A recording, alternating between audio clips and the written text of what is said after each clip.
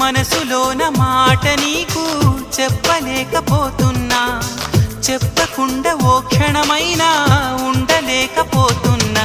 ఎలా చెప్పనమ్మా నాలోని ప్రేమని